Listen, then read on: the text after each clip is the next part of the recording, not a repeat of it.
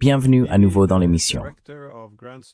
Nous recevons aujourd'hui George Beebe, directeur de la grande stratégie à l'Institut Kinsey, qui a passé 2 décennies au sein du gouvernement en tant qu'analyste du renseignement, notamment comme directeur de l'analyse sur la Russie à la CIA. Il est également l'auteur du livre paru en 2019, The Russia Trap: How Our Shadow War with Russia Could Spiral into Nuclear Catastrophe. Un ouvrage assurément en avance sur son temps. Merci beaucoup d'être revenu dans l'émission. Merci Glenn, c'est un plaisir. Nous sommes donc au milieu d'une montagne russe politique, ou peut-être diplomatique. Trump a déclaré qu'il envisageait d'envoyer des Tomahawks en Ukraine, qui seraient opérés par des contractants américains, ce qui laisserait entendre qu'il s'agirait d'une attaque directe.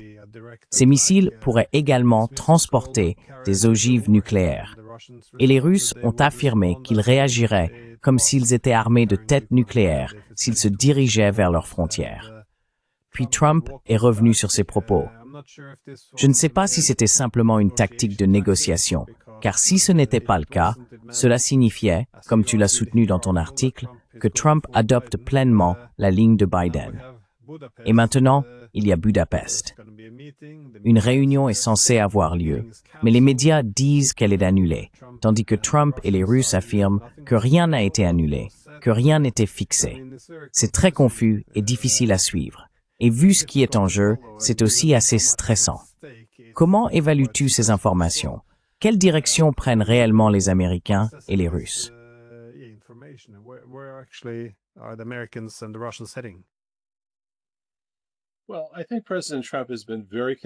Eh bien, je pense que le président Trump a été très cohérent quant à un objectif stratégique qui est de parvenir à un règlement négocié de cette guerre et d'y mettre fin.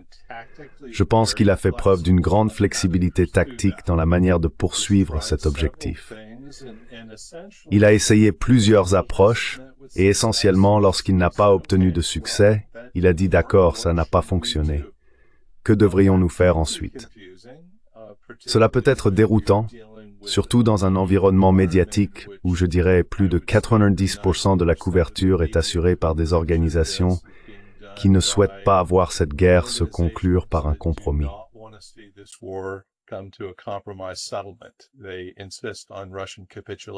Ils insistent sur la capitulation de la Russie, sur le fait que les Russes ne doivent rien obtenir de leur agression, parce qu'ils estiment que toute autre issue constituerait une forme d'apaisement et représenterait par conséquent un grave risque pour l'Occident face à de futures agressions.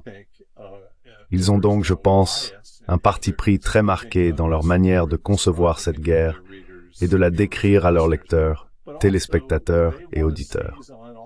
Mais ils cherchent aussi à exploiter toutes sortes de rumeurs et de commentaires pour tenter de présenter l'ensemble de ce processus comme vain. Ils veulent que l'administration Trump abandonne et en conclut que cette guerre ne peut être réglée que sur le champ de bataille, ce qui, à mon avis, serait une erreur.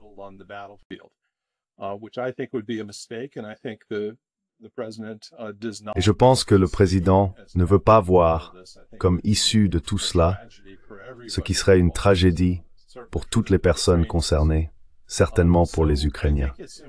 Je pense donc qu'il est important, pour ceux qui essayent de comprendre ce qui se passe, de reconnaître qu'il existe une flexibilité tactique de la part du président Trump dans tout cela. Il va manœuvrer, il va dire publiquement certaines choses dans l'espoir qu'elles aient un effet sur l'environnement de négociation et sur la marge de manœuvre des parties impliquées. Et il va aussi changer de cap selon ce qu'il estime nécessaire pour encourager la conclusion d'un accord.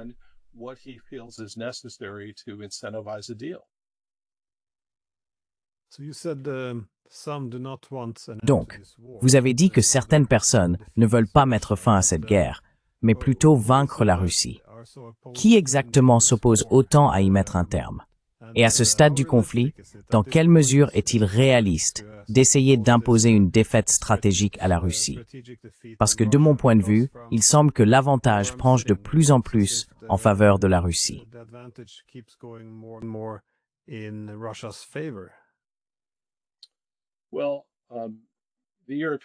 Eh bien, les Européens utilisent le terme coalition des volontaires pour désigner les pays qui pourraient être prêts à déployer des forces de combat en Ukraine après un accord afin de servir de force de dissuasion contre une future agression russe. Je pense que le terme le plus approprié est coalition des non-volontaires. Ce sont des personnes qui refusent de faire des compromis, qui estiment que le compromis lui-même avec la Russie constitue une menace pour la sécurité en Europe. Et cette coalition inclut une grande partie, bien que pas la totalité, de l'Europe. Mais il n'est pas difficile d'identifier le principal porte-parole de cette coalition des non-volontaires. Et je pense que Kaja Kallas mérite certainement d'être mentionné d'emblée à ce titre. Ce ne sont pas des diplomates qui cherchent un compromis diplomatique.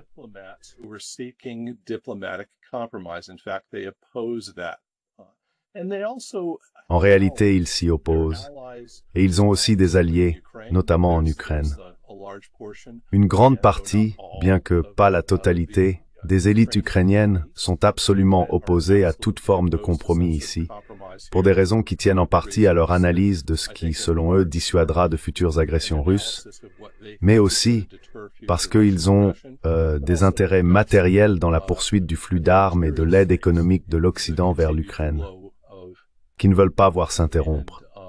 En plus de cela, je pense qu'une grande partie de ce que j'appellerais les médias dominants en Occident, en Europe et aux États-Unis, ne souhaitent pas non plus voir un compromis ici.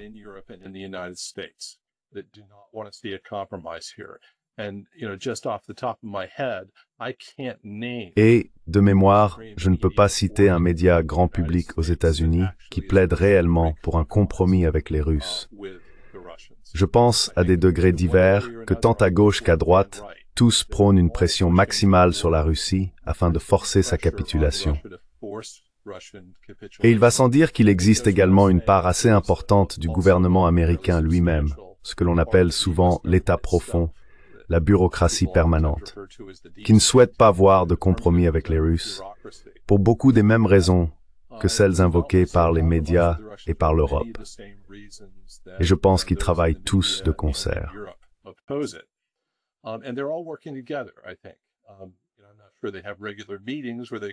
Je ne suis pas sûr qu'ils tiennent des réunions régulières pour coordonner leurs actions, mais ils avancent certainement dans la même direction en utilisant souvent les mêmes éléments de langage. Et je ne pense pas que ce soit entièrement accidentel. Maintenant, votre remarque sur la situation sur le champ de bataille, je pense que l'avantage continue de pencher du côté des Russes dans tout cela. Et il est important que les gens comprennent quel type de guerre les Russes mènent depuis longtemps. Ce n'est pas une guerre de manœuvre. Il ne s'agit pas d'une tentative d'adopter des tactiques de type Blitzkrieg, où ils perceraient les points faibles des lignes ukrainiennes, s'enfonceraient profondément derrière elles, exécuteraient des manœuvres de contournement, piégeraient les Ukrainiens et mettraient rapidement fin à cette guerre.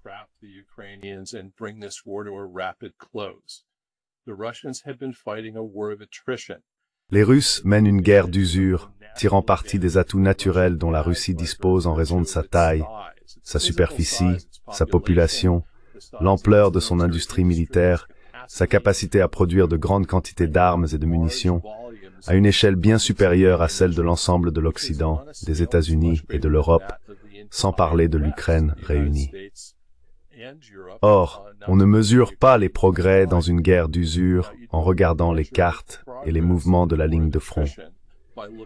Ces progrès sont inévitablement lents, jusqu'à ce qu'ils ne le soient plus. Vous savez, c'est ce qui s'est passé pendant la Première Guerre mondiale. C'était en fin de compte une guerre d'usure.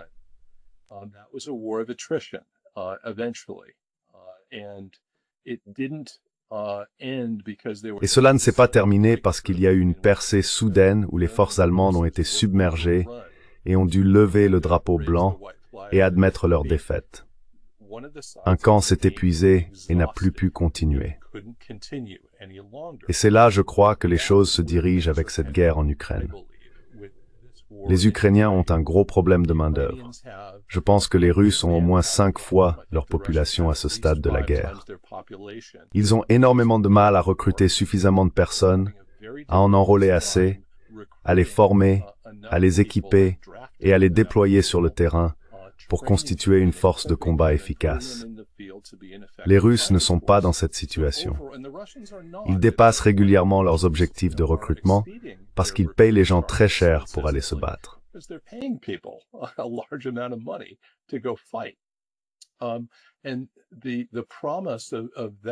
Et la promesse de ce type de compensation a, je pense, permis à Poutine non seulement de maintenir la taille de la force d'invasion russe, mais aussi de l'agrandir. Elle devient de plus en plus importante au fil du temps en Ukraine. La force ukrainienne, elle, diminue avec le temps, à la fois en raison des pertes sur le champ de bataille, des pertes irremplaçables, tant des morts au combat que des blessés graves, mais aussi parce qu'ils n'ont tout simplement pas la population nécessaire pour recruter. Tous ceux qui veulent se battre dans cette guerre se sont déjà engagés.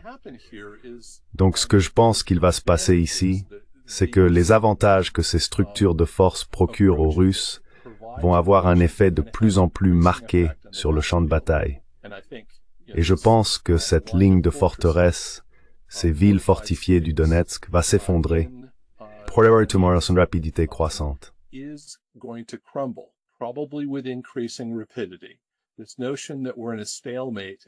Cette idée selon laquelle nous serions dans une impasse et que les Ukrainiens pourraient repousser les Russes pendant des années me semble tout simplement erronée. Les Ukrainiens sont sur la voie de l'effondrement, ce qui signifie qu'ils doivent faire des choix difficiles quant à la suite à donner. L'un des éléments qui, à mon avis, manque dans la couverture médiatique de la situation actuelle, c'est une véritable lucidité sur la réalité du champ de bataille, ainsi qu'une vision réaliste des options diplomatiques réellement envisageables dans ce contexte. Nous avons besoin d'un débat beaucoup plus réaliste sur cette question, afin de pouvoir saisir les opportunités qui, selon moi, existent encore pour résoudre ce conflit avant qu'il ne conduise à l'effondrement de l'Ukraine.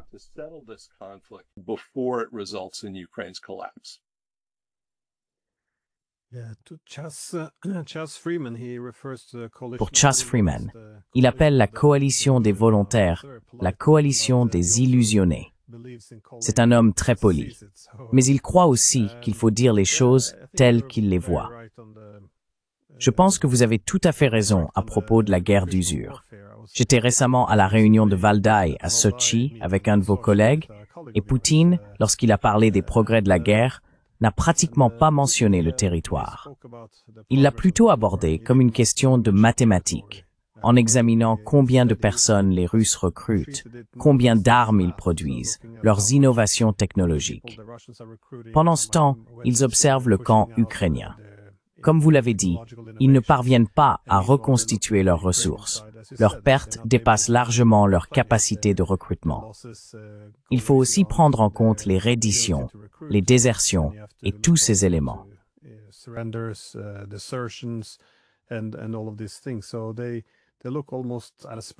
Donc, ils regardent presque un tableau Excel pour voir les victoires à venir.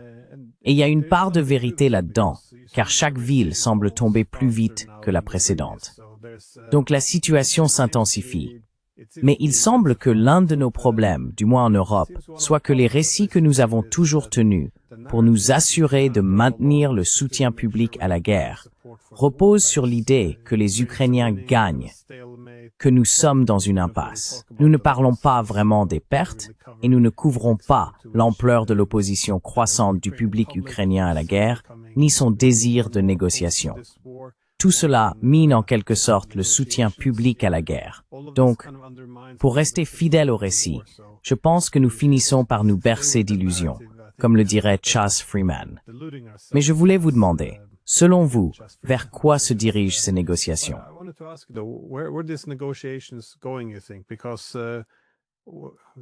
Parce que tous les partis semblent si différents, si éloignés les uns des autres. Je veux dire, si l'on divise ce conflit en 4 parties, on a la Russie, l'Ukraine, les États-Unis et l'Europe. Oui. Y a-t-il un véritable point de rencontre? Je suis bien conscient que les Européens jouent désormais le rôle de trouble-fête, Mais que voyez-vous comme compromis possible ici? Jusqu'à présent, on n'a pas beaucoup entendu parler de la fin de l'expansion de l'OTAN. Au lieu de cela, on ne parle que de territoire. Je ne sais pas si c'est simplement parce que personne ne veut tout céder dès le début, mais où voyez-vous des possibilités pour une paix négociée?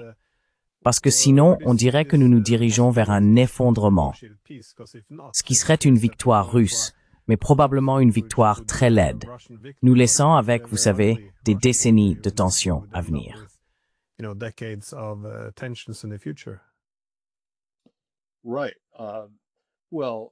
D'accord. Eh bien, pour commencer par votre dernier point, je pense que vous avez tout à fait raison. Les gens ne comprennent pas où cela risque d'aller s'il n'y a pas de compromis pour mettre fin à la guerre. Je pense que ce qui risque de se produire, c'est que l'Ukraine sera laissée comme un État résiduel dysfonctionnel. Les Russes ne vont pas prendre toute l'Ukraine. Ils ne le peuvent pas et ils ne le veulent pas. C'est un territoire trop vaste, trop difficile à gouverner, et cela nécessiterait une force d'occupation énorme, très coûteuse, et constamment en proie à des attaques de guérilla que l'Occident soutiendrait presque certainement avec le temps. Donc, ce que les Russes vont faire, c'est prendre autant de territoires qu'ils le souhaitent à l'est et au sud, puis s'y retrancher et s'assurer que le reste de l'Ukraine soit dysfonctionnel, qu'il ne puisse pas être reconstruit.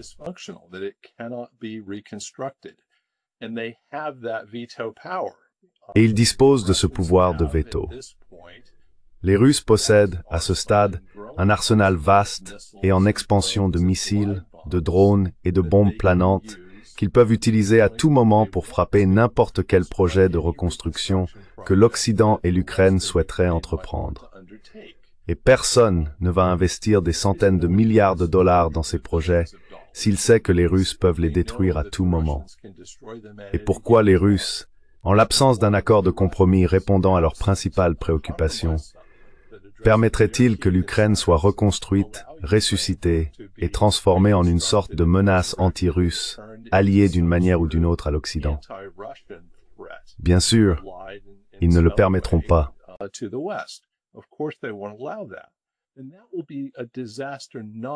Et ce serait une catastrophe, non seulement pour l'Ukraine.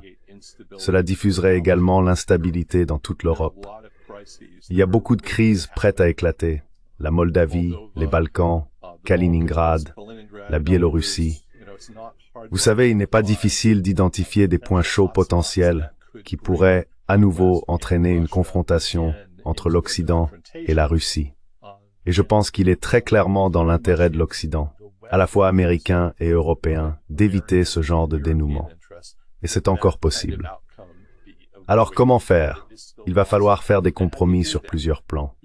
Le premier, et à mon avis le plus important, est géopolitique. Cette guerre est, je pense, un conflit à deux dimensions.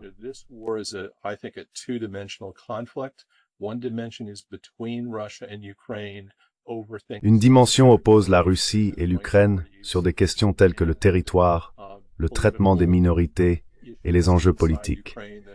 Des questions internes à l'Ukraine que la Russie juge préoccupantes, voire menaçantes.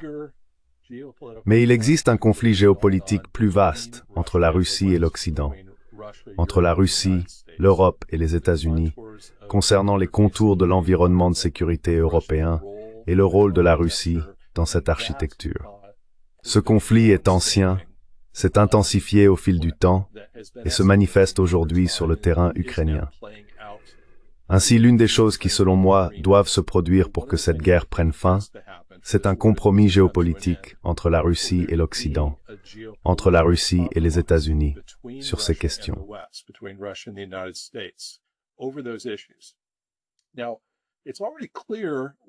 Il est déjà clair à quoi devront ressembler les contours de ce compromis.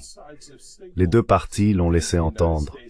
Je pense que les États-Unis ont indiqué que nous sommes, en effet, disposés à fermer la porte à l'élargissement de l'OTAN, à tout mouvement vers l'Est en direction de la Russie, y compris en Ukraine.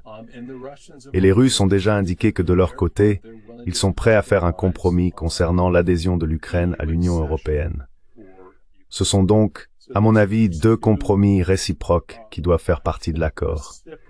Et je pense que plus tôt nous pourrons formaliser cela, le mettre par écrit, amener les deux parties à dire « oui, nous acceptons chacun ses points », plus les autres questions deviendront faciles à résoudre.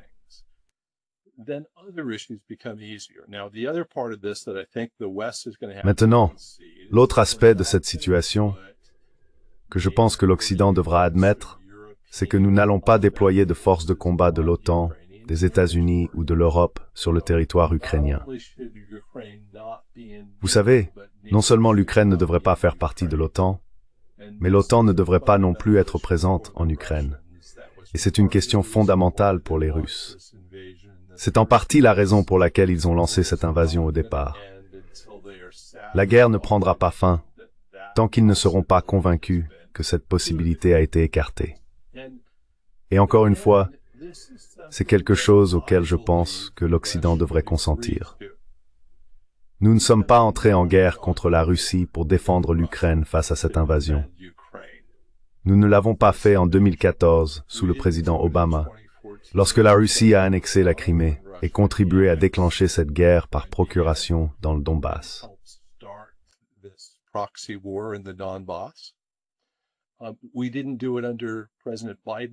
Nous ne l'avons pas fait sous le président Biden après l'invasion à grande échelle. Nous ne l'avons pas fait non plus sous le président Trump. Tous ces présidents étaient, je pense, d'accord sur un principe fondamental. Les États-Unis ne devraient pas entrer directement en guerre avec la Russie pour défendre l'Ukraine. Donc si c'est vrai, pourquoi prendrions-nous un engagement de traité sous la forme d'une adhésion à l'OTAN pour faire exactement cela? Cela n'a aucun sens. Et pourquoi déployer des troupes en Ukraine, sur le territoire ukrainien, si cela risque de nous entraîner dans ce type d'affrontement, alors que nous ne sommes pas prêts à le faire? La plupart de ces mesures sont des recettes pour l'escalade, et elles empêcheront un règlement de compromis de ce conflit.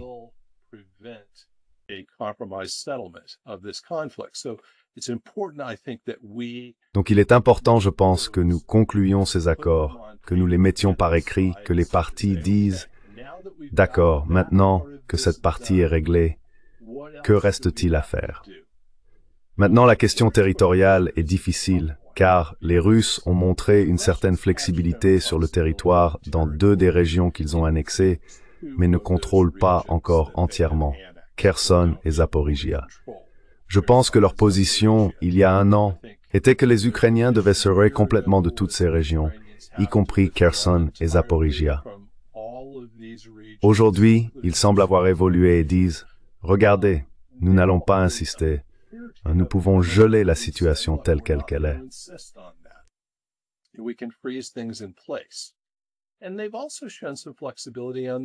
Ils ont également fait preuve d'une certaine flexibilité concernant la centrale nucléaire de Zaporizhia. C'est un sujet qui n'a pas beaucoup attiré l'attention des médias, mais l'AIEA aurait apparemment négocié un cessez-le-feu sur place, permettant ainsi certaines réparations et reconstructions de la centrale.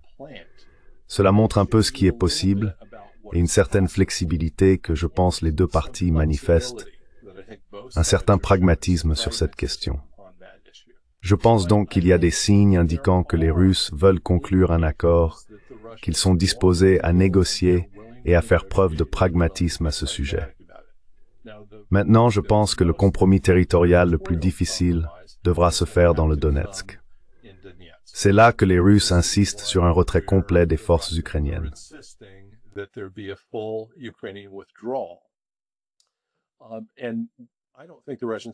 Je ne pense pas que les Russes aient beaucoup de marge de manœuvre sur cette question. Une bonne partie de l'armée russe engagée dans cette guerre est composée de combattants de Luhansk et de Donetsk, qui y ont vécu et défendent ce qu'ils considèrent comme leur territoire natal. Il existe en Russie une conviction très forte que le pays ne doit faire aucune concession sur ce sujet, ainsi qu'une certitude qu'ils reprendront ce territoire d'une manière ou d'une autre, sur le champ de bataille ou à la table des négociations. Et c'est probablement vrai. Quand j'examine le rapport de force et les dynamiques en jeu, ce n'est qu'une question de temps. Ce n'est pas une question de savoir si, mais quand la Russie prendra ce territoire.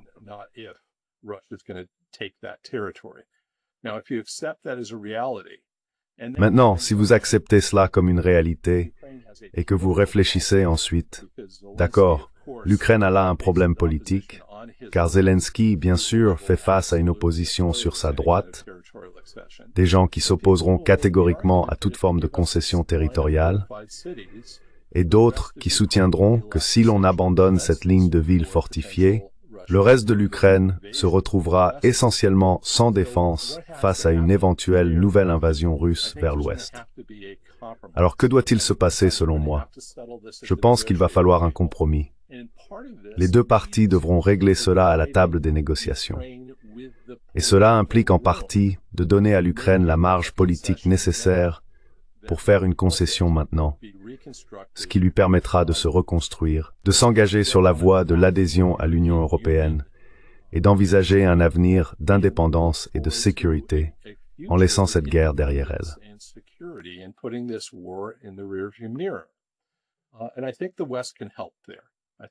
Et je pense que l'Occident peut aider à cet égard.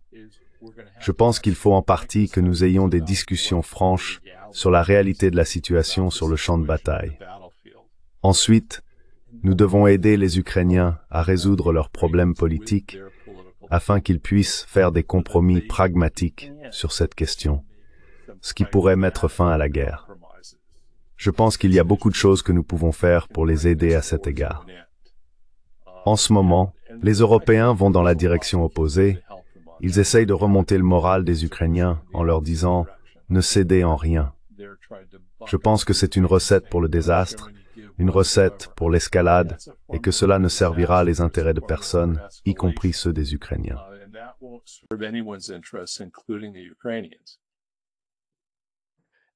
Le problème, cependant, c'est que si nous attendons plus longtemps que les Russes prennent Donetsk par la force, ce n'est pas comme si nous allions obtenir le même résultat. D'ici à ce que les Russes aient pris des villes comme Sloviansk et Kramatorsk, ils auront également beaucoup progressé, à la fois dans les régions de Zaporizhia et de Kherson, mais aussi en direction de Dnipro, Kharkiv et Sumy. Je veux dire, ils avancent dans toutes ces zones. Et étant donné que nous pouvons désormais voir assez clairement comment tout cela va se dérouler, c'est un peu étrange. On peut aussi ajouter la perte de davantage d'infrastructures et de vies humaines. Cela va compromettre la capacité de l'Ukraine à se reconstruire.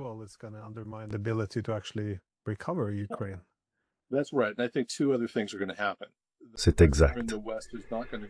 Et je pense que deux autres choses vont se produire. La pression en Occident ne va pas croître en faveur d'un compromis. La pression en Occident va croître en faveur d'une escalade pour empêcher cela. Washington va passer en mode « il faut faire quelque chose ». Et chaque fois que nous sommes dans ce mode, en général, de mauvaises choses se produisent, car les gens ne se contenteront pas de rester là à regarder les Russes commencer à renverser ces villes, ces localités en Ukraine. Ils voudront agir, et donc la pression politique en faveur d'une escalade en Occident va augmenter. Voilà pour le premier point.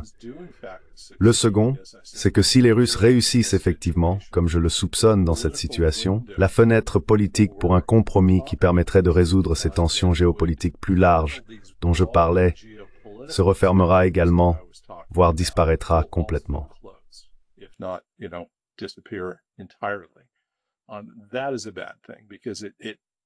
C'est une mauvaise chose, car cela place l'Europe et l'Occident sur une trajectoire de collision permanente avec la Russie, une trajectoire qui risque de devenir de plus en plus dangereuse avec le temps.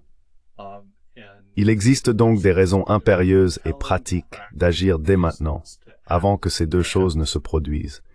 La pression en faveur de l'escalade et un espace politique considérablement réduit pour un compromis avec la Russie sur ces questions plus vastes.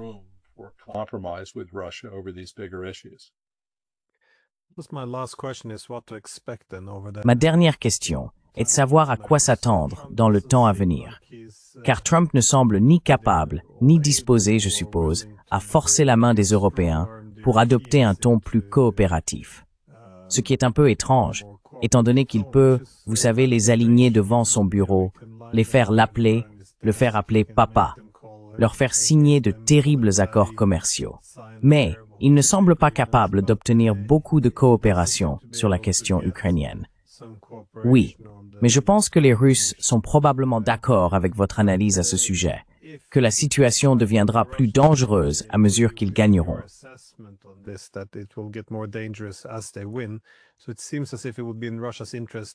Il semble donc que ce serait dans l'intérêt de la Russie qu'une fois entrée dans les phases finales, la victoire arrive rapidement, que l'effondrement survienne rapidement, afin qu'il y ait moins de temps pour que l'Occident panique et réagisse. Je veux dire, voyez-vous ce que fait la Russie sous cet angle, en termes de tentatives éventuelles de frappe de décapitation ou de ce qu'elle fait actuellement, en éteignant littéralement les lumières en Ukraine, en s'attaquant à toute leur énergie. Est-ce cela qu'ils recherchent, une destruction ou un effondrement rapide et brutal de l'Ukraine?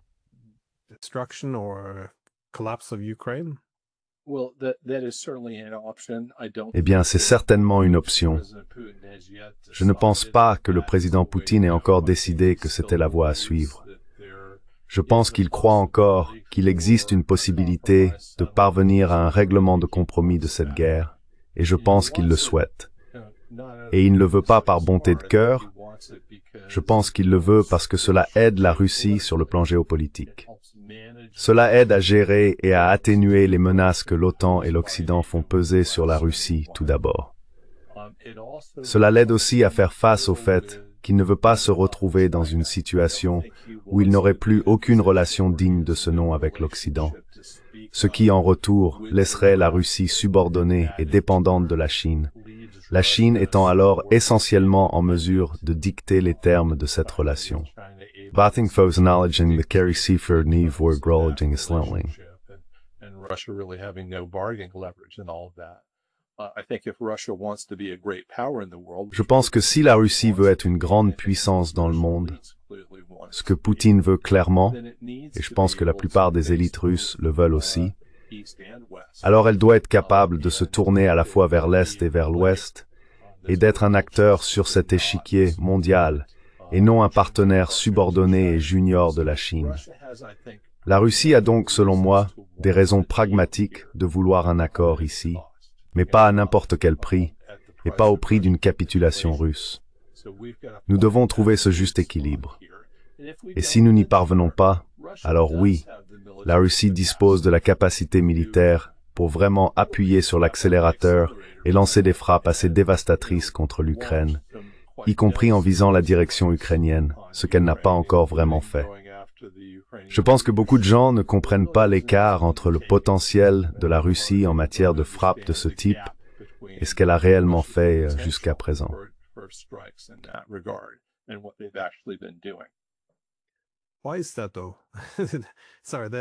Pourquoi cela pourtant? Désolé, parce que j'ai entendu des ambassadeurs d'Inde et d'Asie me poser la même question. Ils trouvent cela non pas frustrant, mais déroutant. Ils savent où se trouve toute la direction politique.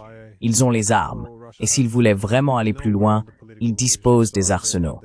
Et pourtant, ils n'ont pas emprunté cette voie. Comment expliquez-vous cela?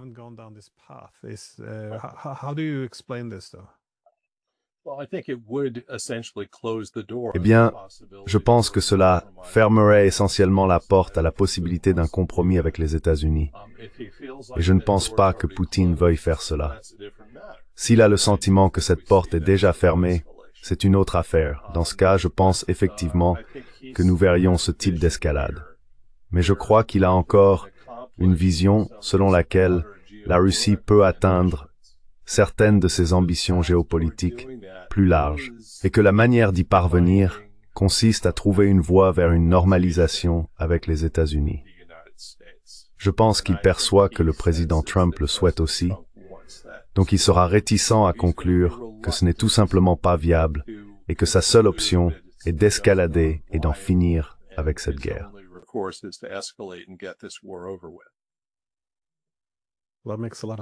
Eh bien, cela a beaucoup de sens.